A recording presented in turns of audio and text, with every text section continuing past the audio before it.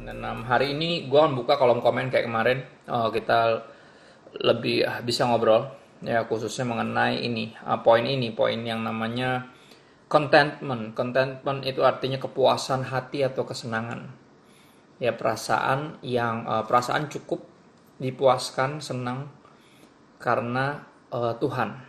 Contentment. Jadi perkataan Yesus yang terakhir yang keluar dari mulutnya adalah kita ke Lukas 23 ayat 44 sampai 48. Ya. Lukas 23 ayat 44 sampai 48 ini, this is the final sayings of Jesus on the cross. Ketika itu hari sudah kira-kira jam 12, ya 12 siang, lalu kegelapan meliputi seluruh daerah itu sampai jam 3. Jadi gelap gulita 3 jam totalnya. Oke, sebab matahari tidak bersinar. Kemarin ketika gue posting tentang kedukaan tentang Bung Glenn yang udah meninggal lebih dulu, kepangkuan Bapak, dan di situ gue tulis tentang duka cita gue, dan ada aja ada aja komen yang seolah menasehati gue untuk nggak berduka cita, dalam artian Yesus saja menangis ketika Lazarus harus diizinkan, dia izin untuk mati dulu 4 hari, dan dibilang di situ yang bikin Yesus nangis bukan Lazarusnya, tapi ini Maria dan orang-orang yang di situ berduka. Dan gue nggak setuju, karena di situ dibilang perasaan Yesus yang pertama sebelum dia menangis adalah masgul. Masgul itu perasaan sedih yang sampai level hampir kayak marah, ya, karena akibat the sorrow of death, ya, duka cita atau derita dari namanya kematian. Ya, dan di sini gue tetap percaya Tuhan kita ini, walaupun Tuhan yang berdaulat, pasti Tuhan yang punya perasaan. Makanya kita diciptakan dengan perasaan yang sama.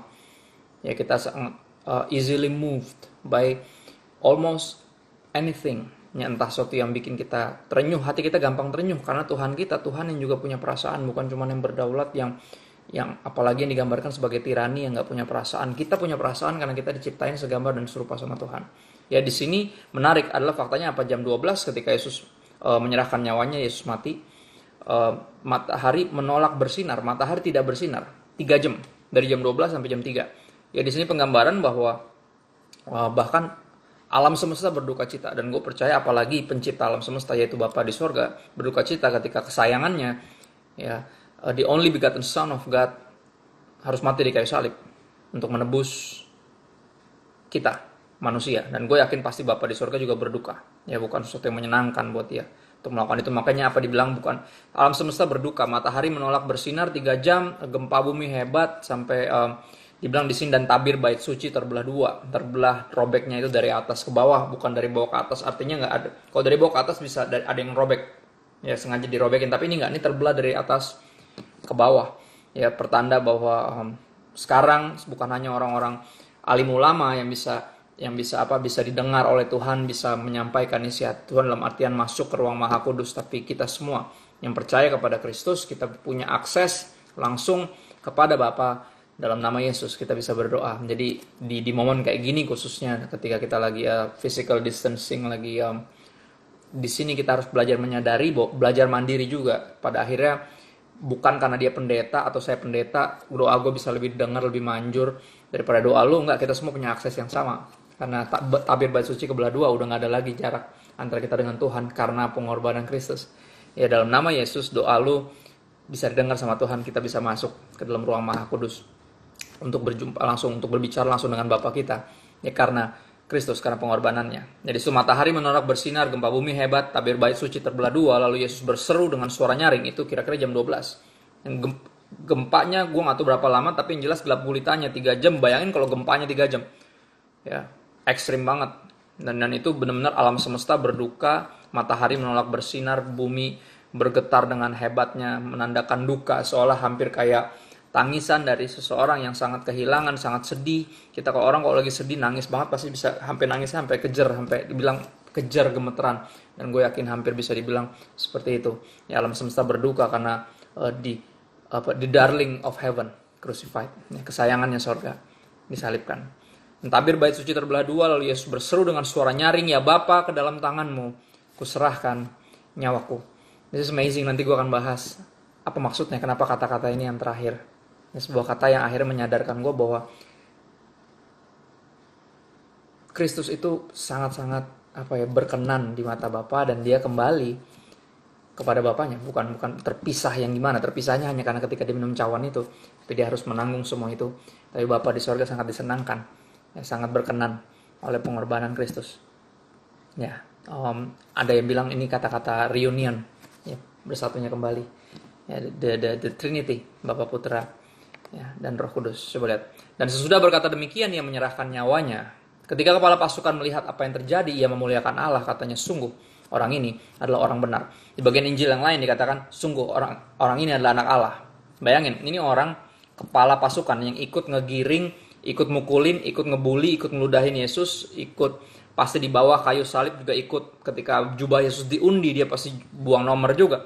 Ya, tapi apa yang terjadi? Dia melihat, dia bukan hanya mendengar, dia juga melihat sendiri, karena tugas dia pas banget di bawah kaki salibnya Yesus untuk menjaga Yesus. Jadi kepala pasukan dia melihat 7 perkataan Yesus, dia dengar sendiri dari mulutnya dan lihat sendiri dari bawah. Dia belum pernah sepanjang, karena gini, penyalipan itu bukan sesuatu yang jarang di era itu, cukup banyak yang sering disalib. Dan gue yakin orang ini, ya kalau misalnya ada wedding organizer, dia akan selalu ikut WO, ini penyalipan, dia pasti panitia penyalipan. Dia sering banget ngeliat orang disalib, tapi dia belum pernah ngeliat orang disalib yang dia tahu berdoa. This is the first guy yang berdoa, bukan berdoa buat dirinya sendiri. Ya biasanya tuh orang maki-maki, marah-marah, teriak-teriak, berupaya untuk membalas yang di bawah, kayak ngeludahin yang di bawahnya, atau berusaha sampai level itu, sorry itu saya berusaha ngencingin orang-orang yang di bawahnya, karena berupaya untuk melawan, untuk balas dendam. Memang penjahat semua soalnya, tapi Yesus berbeda. Ya, Yesus terus berdoa, bukan berdoa buat dirinya sendiri, dia berdoa buat orang-orang yang lain, dia berdoa buat pengampunan kita. Ya, orang teriak salibkan dia teriak ampuni mereka. Ya, terus dia menerima penjahat yang di sebelahnya yang bertobat itu, dia terus kontak dengan Bapaknya. Dan buat orang ini, buat kepala pasukan ini suatu yang sangat unik, dan lebih jauh lagi ketika Yesus akhirnya mati. Ya, alam semesta berduka. Bayangin, gempa bumi hebat, gelap gulita. Bayangin rasanya kayak apa. Dan orang ini sebagai orang biasa langsung menyadari, what have we done? Kita berbuat apa ini? Orang ini anak Allah, dia adalah orang benar, sampai kayaknya salah banget nih yang kita bikin.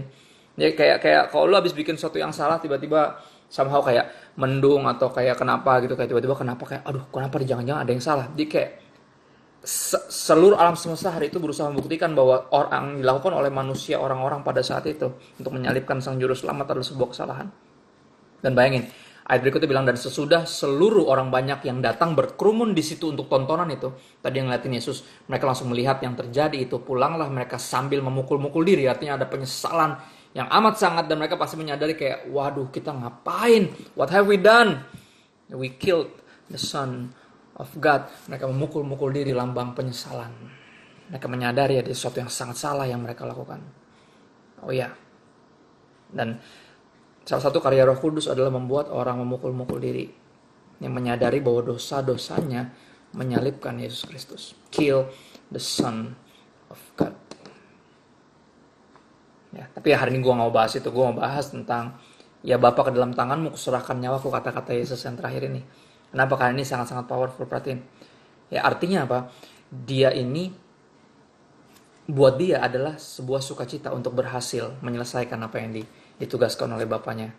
Ya, berbicara tentang sebuah penyerahan, kepuasan hati dan kesenangan untuk kembali kepada Bapa. Ya, karena telah menyelesaikan pekerjaannya. Ke dalam tanganmu kuserahkan nyawaku, bicara tentang penyerahan yang sepenuhnya. Ya, sukacita yang sepenuh-penuhnya hanya ada di dalam ketika berhasil menyelesaikan kehendak Bapa, menggenapi kehendak Bapa. Di Yohanes 10 ayat 17 sampai 18. Ya, in this reunion sayings, gue bilangnya akan ucapan yang mengelandakan sebuah persatuan kembali. Reunion artinya apa? Artinya sederhana, Yesus tidak terpaksa mati buat kita. Ya, ini sebuah kesenangan buat dia. Ya, this is the word of contentment, kepuasan hati, kesenangan. Yohanes 10 ayat 17 sampai 18 dikatakan seperti ini, Bapa mengasihi aku oleh karena aku memberikan nyawaku untuk menerimanya kembali. Ya, tidak seorang pun mengambilnya daripadaku. Ya, saya bukan dipaksa di sini. Jadi dulu ada satu pandangan, lebih tepatnya kayak cemoohan teologis, ya, bahwa ketika Kristus disalibkan itu kayak divine child abuse. Ya, kayak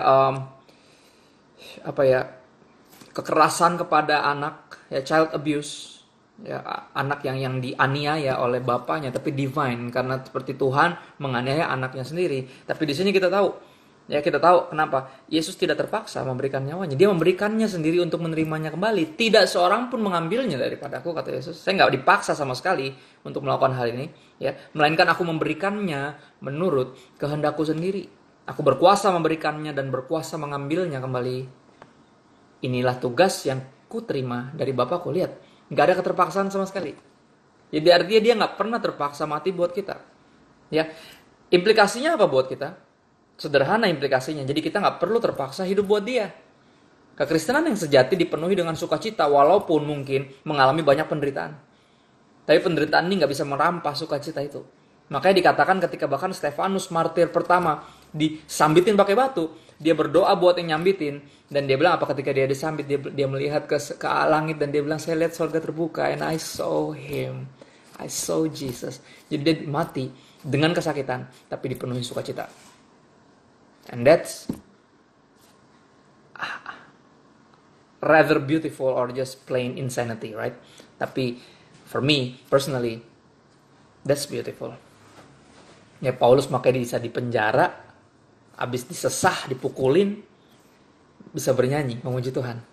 Because Christianity marked by joy. Oke, gue ulang lagi. Christianity marked by joy, not unlike any other religion. Any other religion, lu kelihatannya terpaksa. Ya, bawaannya kayak kalau orang ngeliat muka orang puasa aja seringkali lu tahu, aneh orang lagi puasa nih, mukanya lagi kayak ya lemes-lemes gimana gitu. Kayak oke, ketika taat juga sama, ya gue mesti ngampunin orang lagi ya. Kayak dengan sungut-sungut, tapi kekristenan plainly different, way different. We are marked by love and joy. Artinya apa? Semua yang kita lakukan seperti pengorbanan Kristus, yang adalah inisiatifnya, dalam artian ini kerinduannya dia, ini keinginannya, dia memberikan, bukan dia ambil, dia memberikan dengan rela. This is his contentment, kepuasan hatinya, kesenangannya, dan hendaknya. Itu juga mewarnai kita punya kekristenan. Mazmur 37 ayat 3-6. Ya makanya patokan gue selalu bilang kayak gini, Kak, kedewasaan rohani seorang tuh kapan sih? Gue bilang patokannya sederhana, ketika lu udah sungguh-sungguh cinta sama Tuhan. Tandanya apa? Sederhana. When duty turns to delight. Ketika kewajiban diubahkan menjadi kerinduan. And that's when. Itulah kapan ketika kekristenan lo, keimanan lo sudah dewasa. Lo menyadari bahwa ini bukan kewajiban lagi, tapi sebuah kerinduan dari hati lo. Nah, gue pernah bilang ini, orang nangkepnya banyak yang salah. Gue bilang gue gak harus setia sama istri gue, tapi gue pengen setia sama istri gue. Karena ini buat gue bukan tugas, bukan sebuah beban. Aduh, gue mesti setia lagi, enggak. I love her, right? Gue sangat sayang sama dia, dan buat gue adalah sebuah kesenangan, kepuasan hati gue, my contentment, ya, my joy, untuk bisa setia sama dia. Bukan kewajiban, it's delight for me, sebuah kerinduan. Ya, dan hari ini yang bisa kita pelajari dari perkataan Yesus, ya Bapa, ke dalam tanganmu kuserahkan nyawaku. Saya yang menyerahkannya, bukan engkau yang mengambil dari saya, bukan engkau yang bunuh saya, tapi saya menyerahkan nyawa saya sebagai tebusan untuk banyak orang. Tebusan untuk banyak orang. Mazmur 37 ayat 3-6. Powerful ayat-ayatnya. Ya, dibilang kayak gini. Percayalah kepada Tuhan dan lakukanlah yang baik. Diamlah di negeri dan berlakulah setia. Lihat, motornya ada di sini. Dan bergembiralah karena Tuhan. Maka ia akan memberikan kepadamu apa yang diinginkan hatimu. Ayat ini terlalu indah untuk dipakai oleh Injil Kemakmuran. Buat gue dikerdilkan ayatnya cuman tentang lu minta apa aja ntar Tuhan pasti kasih. No, perhatiin ayatnya. Bergembiralah karena Tuhan. Oke, kenapa orang bergembira? Atau gue balik, kenapa orang bete? Kenapa orang marah? Kenapa orang kecewa? Kenapa orang sedih? Kenapa orang ngambek? Karena apa? Nggak dapet apa yang diinginkan hatinya, right? That's just plain truth. Oke, jadi gini, lawannya bergembira adalah bete, sedih, marah, kecewa. Kenapa? Karena nggak dapat apa yang diinginkan. Tapi kalau dia bergembira, perhatiin, bergembiralah karena Tuhan, maka ia, Tuhan, I-nya huruf besar, akan memberikan kepadamu apa yang diinginkan hatimu. Kalau lu bergembira, kalau seorang bergembira, oke, karena Tuhan, berarti yang hatinya inginkan adalah Tuhan. Benar gak? Dan dibilang gini, kalau orang bergembira karena Tuhan, Tuhan akan memberikan dirinya sendiri. Ya, dirinya yang paling kita inginkan. Makanya ada lagu yang tentang Allah sumber kuatku. Ya, hanya kau milikku di sorga dan tiada yang ku ingini di bumi, hanya kau. Apakah sudah sampai sana level kekristenan kita? Nggak tahu. Lu yang bisa bercermin sendiri. Ya, apakah akan masih sering ada momen di mana lu bingung kenapa lu mesti kesaksian, kenapa lu mesti diperintahkan untuk bersuka cita. Ya, ada kebeban, ada keterpaksaan. Dan ketika itu masih ada, berarti lu belum bergembira karena Tuhan. Berarti belum Dia yang hati lu paling inginkan. Ya. Bergembiralah karena Tuhan, maka Ia akan memberikan kepadamu apa yang diinginkan hatimu, yaitu Tuhan, dirinya sendiri. Ya, dan gue berharap apapun yang kita lakukan di hidup ini adalah ucapan syukur, ungkapan sukacita, ya. Dan alasan bergembira kita cuma satu, yaitu Tuhan. Jadi biar semua yang kita lakukan bukan karena biar diberkati, biar sehat, biar disembuhin, biar dikeluarkan dari masalah, ya, biar apapun itu, bukan yang lain-lain, tapi karena Tuhannya, karena Dia sudah memberikan dirinya bagi kita, sehingga kita bisa bergembira karena Dia, sehingga sukacita kita nggak bisa diambil sama dunia, karena bukan dunia yang memberikannya. Ya. Ayat berikutnya bilang gini, serahkanlah hidupmu kepada Tuhan dan percayalah kepadanya, dan Ia akan bertindak. Ia akan memunculkan kebenaranmu seperti terang dan hakmu seperti siang. Pengorbanan Kristus berbicara tentang apa? Dia sama sekali nggak membela dirinya, berbicara tentang belajar untuk berserah sama Tuhan. Ya, karena penyerahan diri yang dipenuhi ucapan syukur ini, that's the mark of true Christianity. Yaitu tanda, ya, sebuah indikasi, sebuah bukti dari kekristenan yang sesungguhnya. Penyerahan diri yang dipenuhi sukacita, yang dipenuhi kegembiraan, yang membuat nanti ketika kita mengatakan hal ini buat orang lain mungkin aneh, tapi buat kita sendiri, He is worthy. Dia layak untuk kita memberikan seluruh hidup kita. Kata-kata ini, bagiku hidup Ia adalah Kristus dan mati adalah keuntungan. Kata-katanya Rasul Paulus yang mestinya bisa menjadi kata-kata kita. Buat gue selalu kekristenan yang udah dewasa, iman Kristen yang dewasa, kekristenan yang sejati, orang udah benar-benar Kristen ketika dia bisa berkata dengan sederhana dan dengan bukti hidupnya, dia bisa ngomong kayak gini, bagi saya hidup itu hanya untuk Kristus, dan kalau saya mati, untung saya bisa langsung ketemu Kristus. Seperti kata-kata gini, ya Bapa, ke dalam tanganmu kuserahkan nyawaku.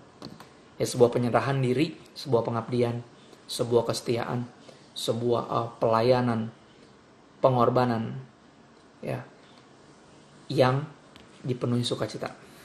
Dan gini, gue untuk dengan ini sambil kita ntar ngobrol, gue nggak tahu apa yang menghalangi sukacita lo, gue nggak tahu apa yang bikin lo masih berpikir harus gini harus gitu. Kekristenan lebih dari cuman agama yang do this don't do that. Ini kekristenan adalah hubungan dengan Tuhan, yang dimulai modalnya adalah cintanya Tuhan yang besar kepada kita, sehingga buat kita terpesona, buat kita dipenuhi ucapan syukur, dan ucapan syukur ini kita ungkapkan dengan pengabdian kita kepada Tuhan.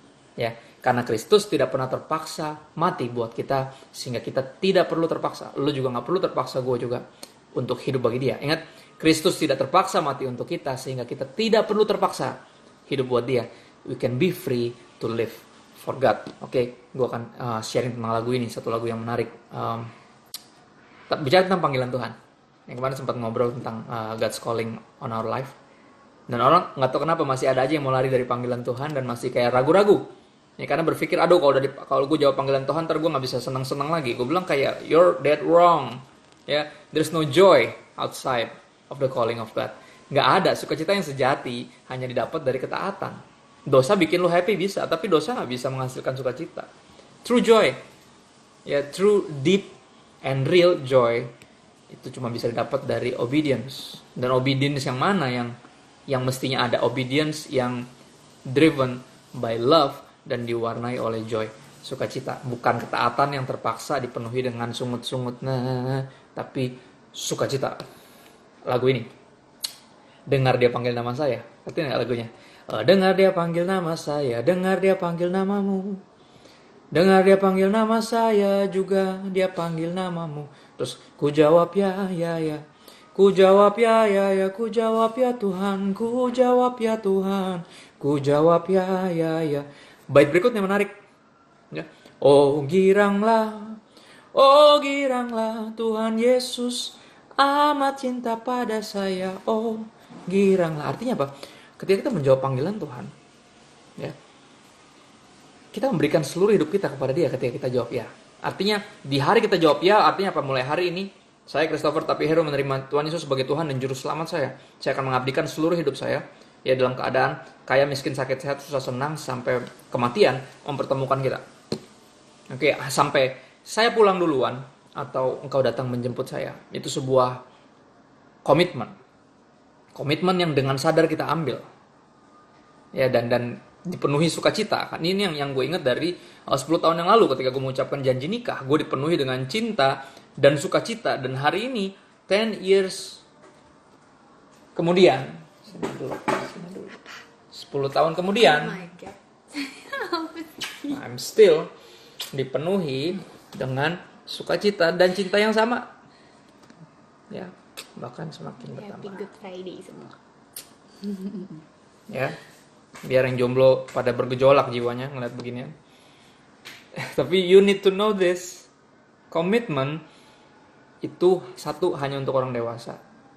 Dua, artinya dewasa bicara tentang tadi kondisi keimanan kalau bicara tentang hubungan sama Tuhan. Ya, komitmen bukan buat bocah-bocah nggak ngerti komitmen. Dan komitmen hanya bisa dipegang, oke, dinikmati oleh mereka yang benar-benar mengenal dan jatuh cinta sama yang mereka bikin komitmen dengannya. Dan I beg you today, oke, gue mohon saat ini, lu sungguh-sungguh kenali pencipta lo. Oke, sehingga lu menyadari bahwa ketika kita menjawab ya terhadap panggilan Tuhan, ya, ini sebuah ungkapan sukacita. Ini bukan beban, ini bukan tugas, ini bukan kewajiban, ini kerinduan, ini kehormatan, ini kepercayaan, kebanggaan, ya, dan terlebih lagi sukacita.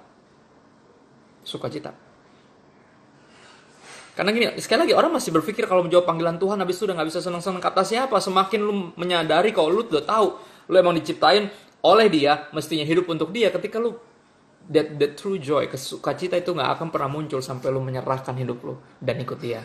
Dan lu tahu persis, this is living. Kalau kata Hillsong yang Free, this is living now. Ini ini hidup tuh.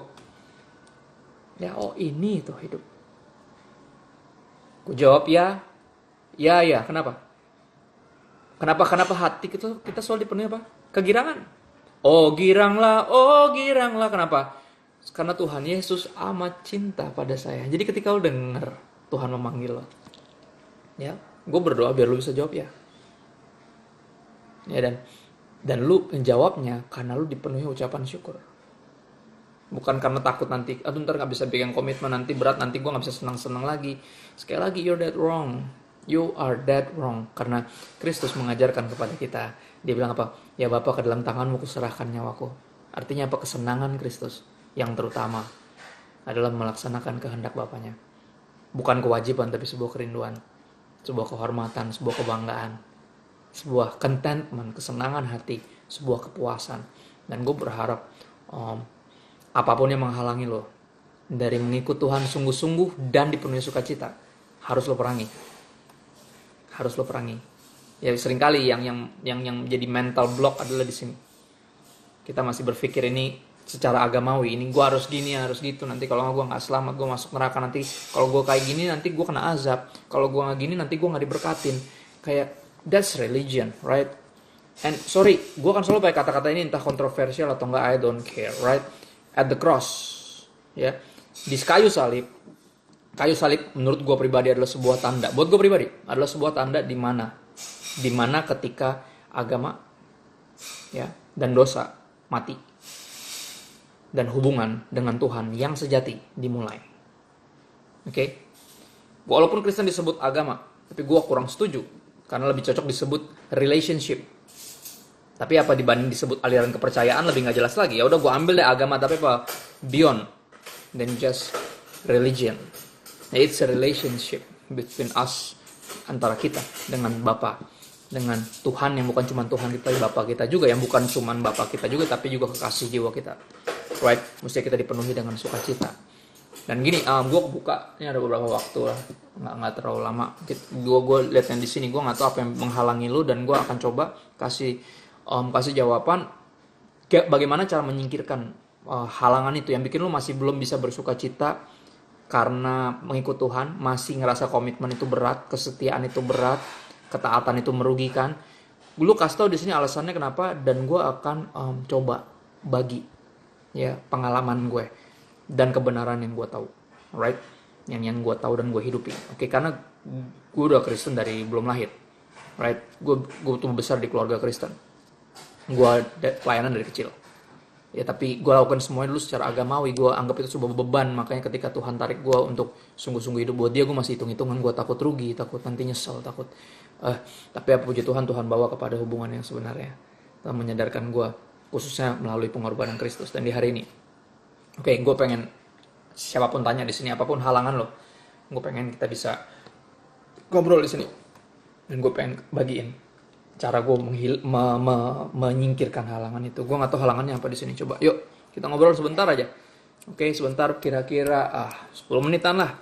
3 orang, 4 orang lah. Gue pengen tahu penghalangnya apa di sini. Coba jujur-jujuran aja nih di sini. Yang menghalangi lo apa misalnya? Kalau hubungan lo dalam berpacaran, putusin pacar lo cari yang lain. Karena dia bukan dari Tuhan, berarti dia yang menghalangi lo dari connected sama Tuhan.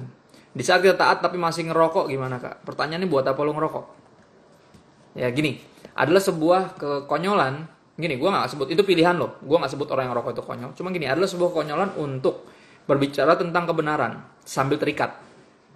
Bener gak? Nggak, contoh aja, misalnya gue terikat, anggap gue perokok, oke? Gue terikat sama rokok, tapi terus gue ngomongin tentang freedom kepada teman-teman gue yang belum percaya Yesus. Gue bilang kayak gini, di dalam Kristus ada kemerdekaan. Kita bisa lepas dari semua ikatan. Tapi apa? Pasti pada mereka ketawa. Pas dari ikatan, lu berhenti ngerokok aja gak bisa. Ngerti gak? Jadi sebuah kekonyolan ngomongin tentang kemerdekaan, tapi di saat kita masih sendiri, masih terikat. Oke, buat gue pribadi, ngerokok gak mempengaruhi keselamatan. Ya, keselamatan kita terpengaruh antara kita percaya Yesus atau enggak. Tapi keterikatan yang kecil-kecil kayak gitu, ya gue terus memerangi keterikatan gue. Gue terikat banget sama gini, kalau pagi gue mesti makan roti. Tapi ada momen dimana kalau rotinya nggak ada, ya gue nggak harus uring-uringan, right? Gue nggak harus kayak maksa, harus ada roti nih, kalau nggak gue nggak bad mood seharian, dan itu keterikatan.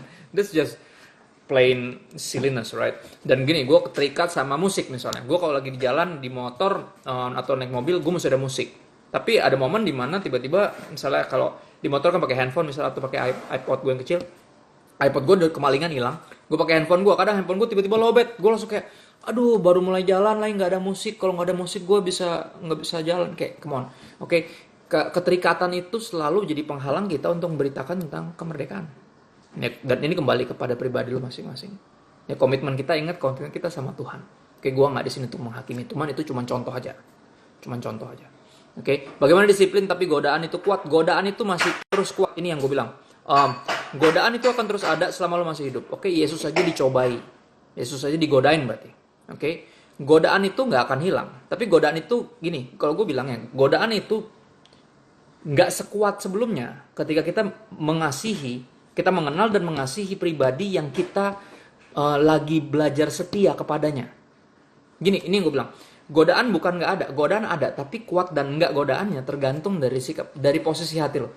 Gini, karena gue udah jatuh cinta dan mengasihi istri gue from the get go, dari sebelum menikah 2010, 3 tahun sebelum kita pacaran, oke? Bahkan dari sebelum pacaran gue udah naksir sama dia, oke? Dan mulai detik gue naksir sampai hari ini, oke? Ada nggak godaan? Ada nggak cewek-cewek yang lain gitu yang di tanda kaca pembesar dari apa kaca pembesar itu istilah apa sih?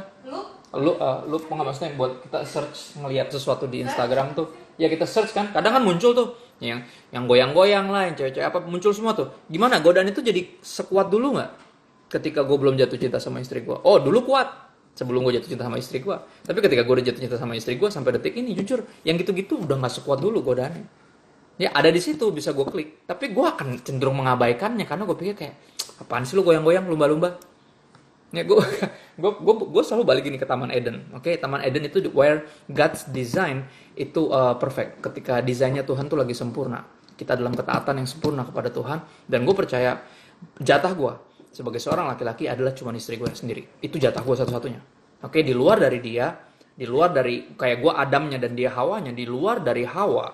Oke, semua yang di taman itu bisa keren, bisa cantik, bisa seksi. Tapi dia lumba-lumba, dia ular kadut, dia beruang madu, apapun itu, dia semuanya binatang. Gue akan lihat seperti kayak gitu. Oke, secara pribadi ya. Jadi gue, godaan ada nggak? Ada, tapi nggak sekuat dulu. Dan sama, godaan dunia ini pasti masih ada selama kita masih hidup. Tapi kuatnya godaan itu tergantung dari seberapa lo mengenal dan mengasihi Kristus, sehingga lo makin menyadari bahwa Kristus itu harta lo. Dan karena Kristus udah jadi harta lo, yang lain itu udah nggak menggirukan sebelumnya.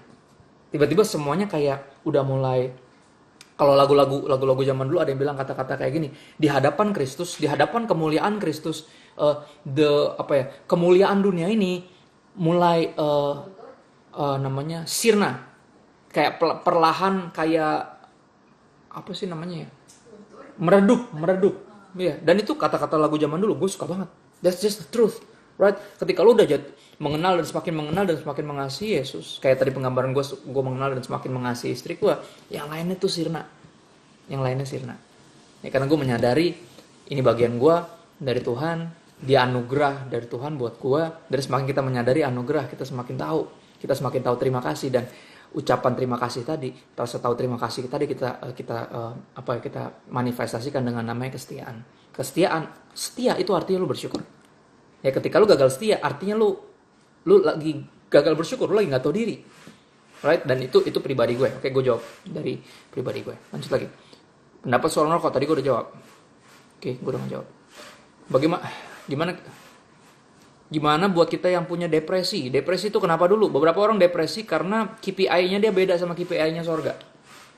Nah, jadi beberapa orang berpikir dia punya target, dan targetnya pas nggak nyampe dia depresi. Depresi alasannya kenapa dulu? Ya, depresi alasannya kenapa dulu? Karena seringkali kekecewaan kita itu murni karena kita tuh perfeksionis. Perfeksionis dalam artian nggak kasih ruang buat Tuhan melakukan manuver-manuver, artinya turning point atau apapun yang nggak sesuai sama yang lu pengen. Jadi lu berpikir lu Tuhan, kayak sedikit banyak. Itu karena gue juga dipenuhi dengan kekecewaan. Banyak hal yang gue pengen tapi nggak nyampe. Gue pengen gitu sebenarnya tapi nggak sampai sana. Gue pengen jadi ini tapi nggak jadi itu.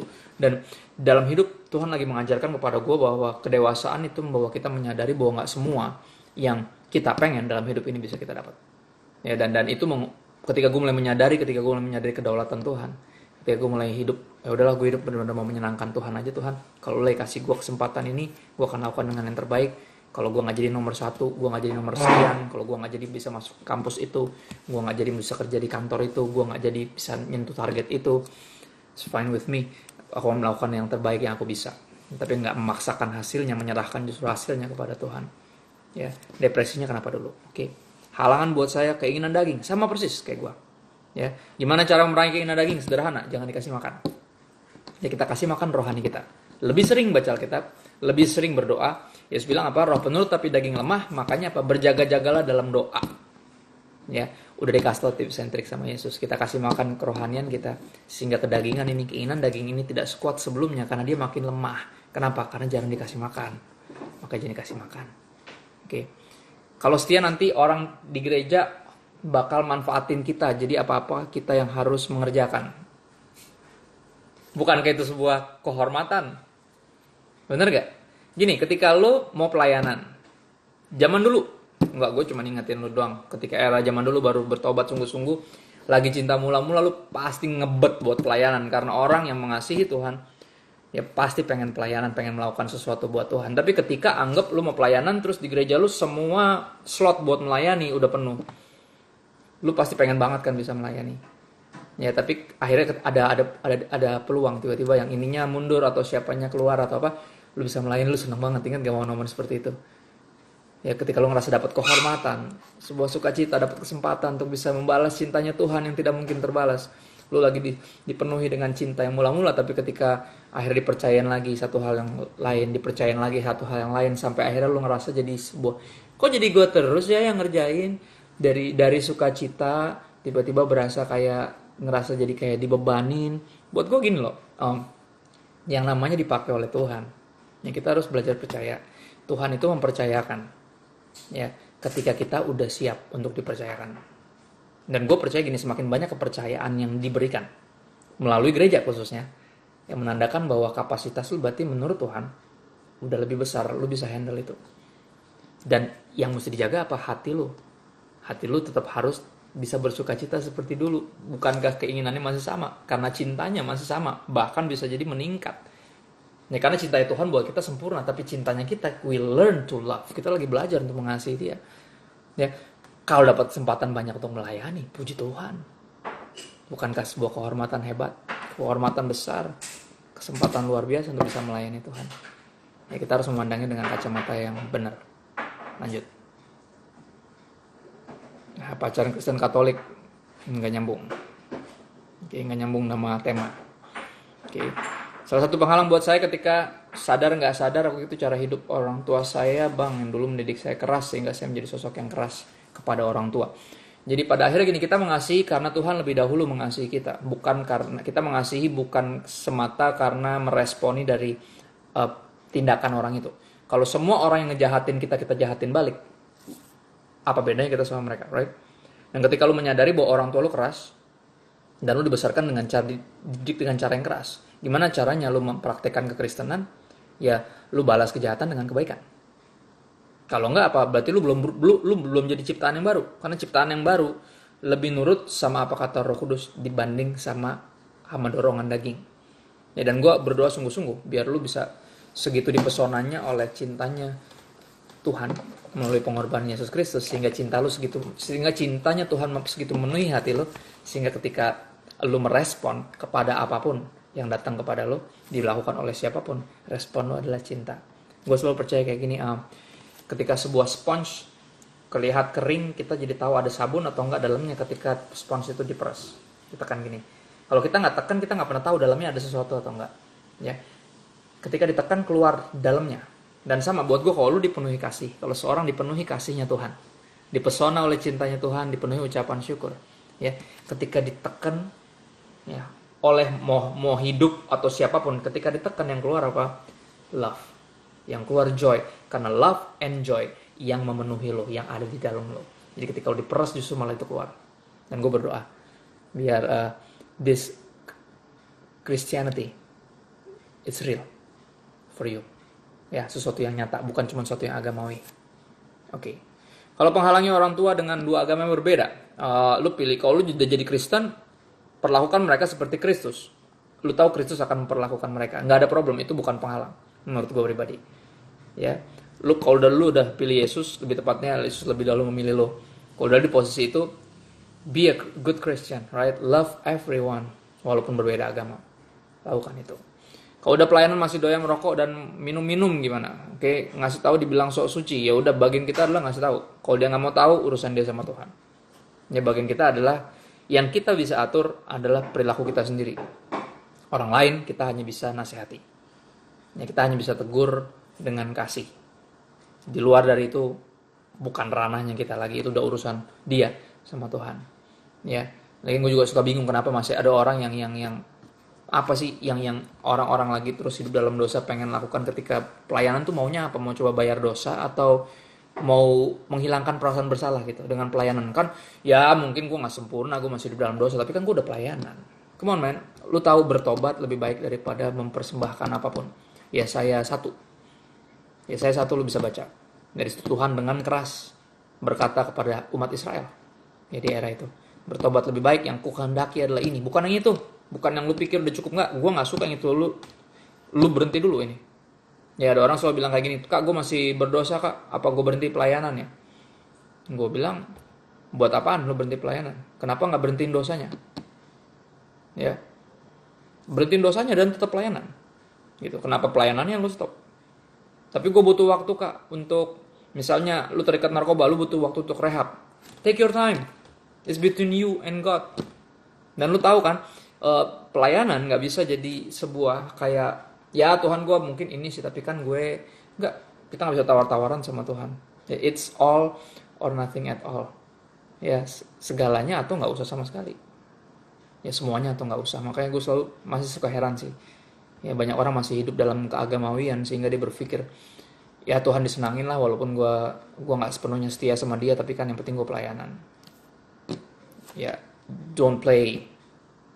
Jangan permainkan Tuhan, gue selalu bilang kayak gitu. Dan ini gue selalu bilang sama diri gue sendiri.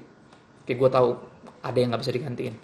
Ya, hubungan sama Tuhan itu nomor satu. Ketidakkonsisten ketika mengikuti Tuhan, nggak konsisten kenapa? Karena kita ya tadi nggak punya waktu yang benar-benar konsisten secara sadar untuk membangun kerohanian kita. Kita kasih makan daging kita terus, akhirnya jadi nggak konsisten. Ya, kita kasih makan dua-duanya, akhirnya jadi nggak konsisten.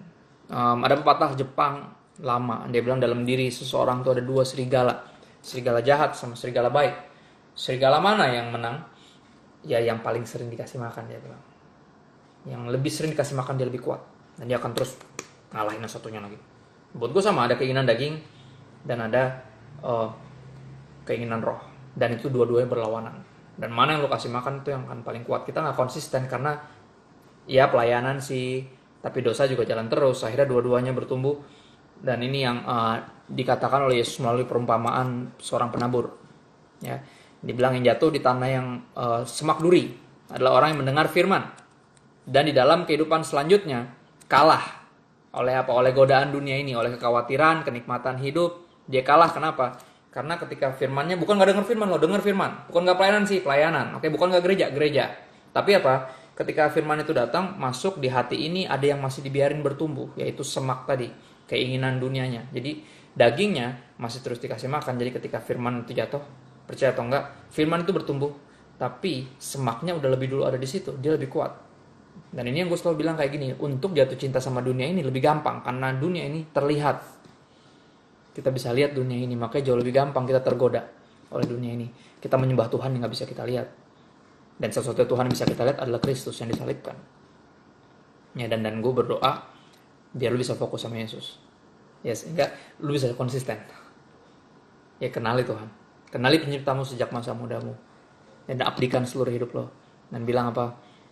Jawab ya buat panggilannya. Oke. Ya itu tadi udah jawab juga kok. Keinginan duniawi sama persis. Saya sekolah teologi tapi terikat judi online. Wadaw. Berhenti judi online, nanti lu gak bisa bayar. Karena banyak yang DM gue, kak, gue ngutang 20 juta, boleh minjem gak 20 juta? Gue bilang, gue aja gak punya 20 juta di tabungan gue. Oke, yang bener aja lo. Oke kak, saya ngutang 4 juta, saya mesti gimana kak? Saya gak tahu minta sama siapa lagi. Ya lu minta sama gue, serius lu pikir gue punya? Kagak ada. Gak ada pemasukan ini udah 3 minggu men. Ya itu kenapa semuanya dimulai dari judi online. Akhirnya lu ngerepotin orang lain. Bahkan ngerasa lu habis itu jadi bikin diri lu jadi seorang yang ngerasa gagal. That's kenapa kan kalau lu pilih dosa udah pasti ada misery. Oke, mendingan lu pilih Tuhan.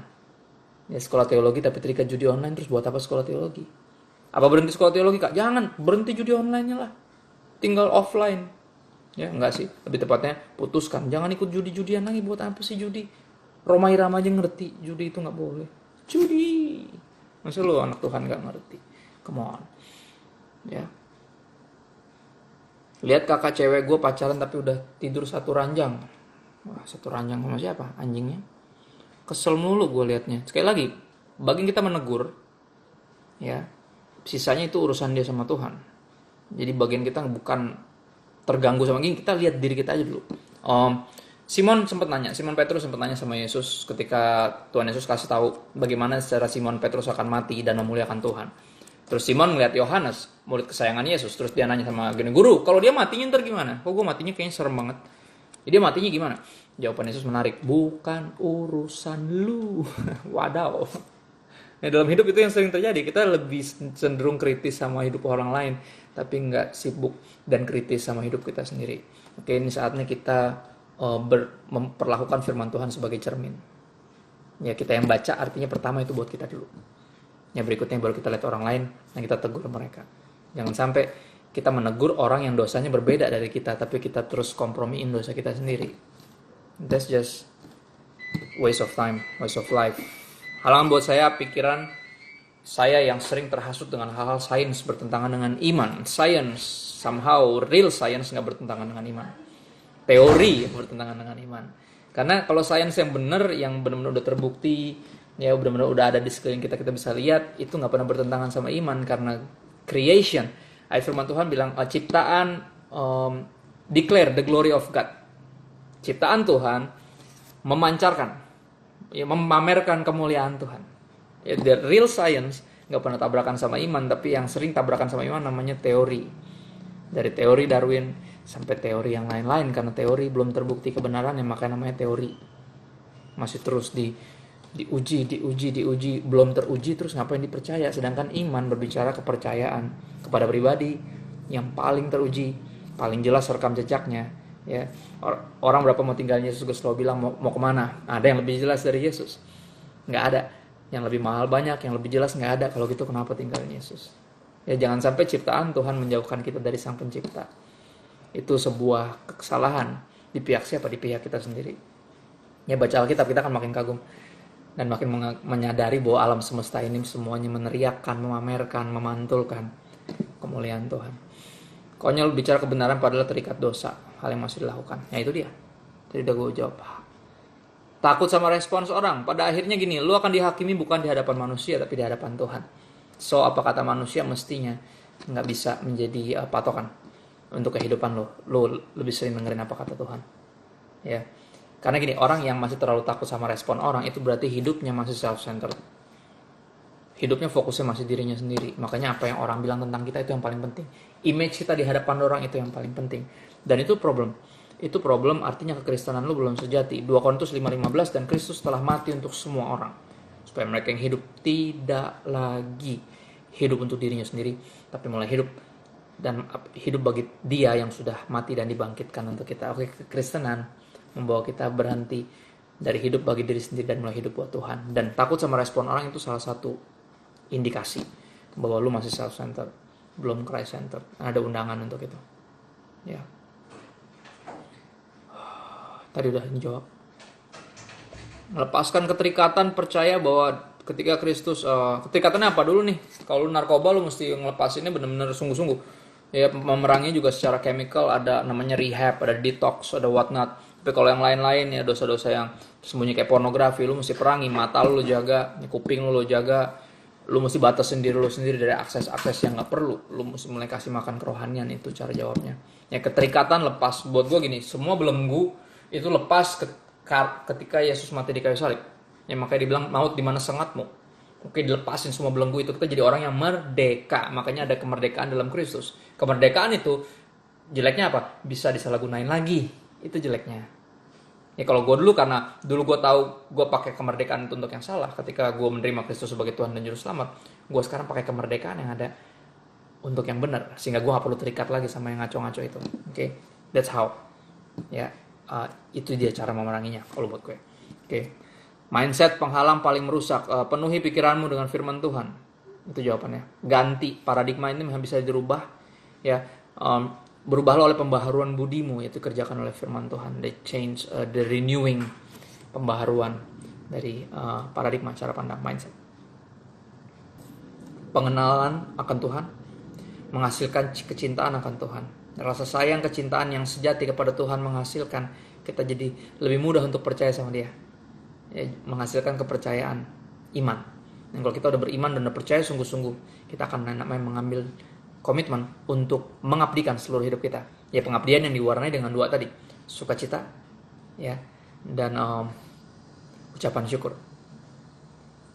Kata-kata Yesus sendiri, Bapa, ke dalam tanganmu kuserahkan nyawaku, adalah sebuah penyerahan yang rela, yang sukarela dari hati yang dipuaskan hanya oleh Tuhan. Gue berdoa biar Tuhan jadi alasan lu bergembira. Bergembiralah karena Allah, maka lu akan bergembiralah karena Tuhan, ya maka Dia akan memberikan kepada lu apa yang hati lu paling inginkan. Dan gue berdoa biar Tuhan, Dialah yang hati lu paling inginkan. Hanya Kau milikku di sorga, dan tiada yang ku ingin di bumi, hanya Kau. Kenapa? Because you are my portion. Ya. God is my portion, is my strength, and my strength forever. Dia itu bagian kita. Ya, dan kita harus percaya itu. Dan gue berdoa biar lu dipenuhi dengan ucapan syukur, karena kekristenan adalah pengabdian karena cinta. Dipenuhi dengan ucapan syukur dan sukacita. Ya, kerelaan. Bukan sungut-sungut. Ya, gue berdoa buat itu. Yuk, kita berdoa sebentar ya dalam waktu yang sisa ini. Tuhan, thank you buat hari ini, bersyukur buat kehadiran-Mu di antara kami Tuhan, ketika kami sedang membahas firman-Mu. Engkau berbicara, dan kami tahu Engkau bukan Tuhan yang diam, Engkau Tuhan yang memberikan solusi kepada kami. Engkaulah solusi kami, Engkaulah jawaban dari semua pertanyaan hidup kami.